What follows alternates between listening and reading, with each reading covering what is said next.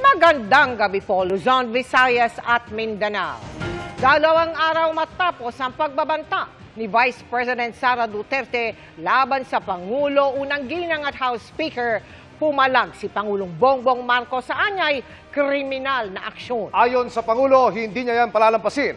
Hindi anya dapat itokhang ang katotohanan at sagutin na lamang daw ang lehitimong tanong ng Kongreso tungkol sa paggamit ng OVP sa confidential funds. Dahil din sa banta, tinawag ng Justice Department na mastermind ng assassination plot ang bise sabay sa paglatag ng mas mahigpit na seguridad ng Pangulo.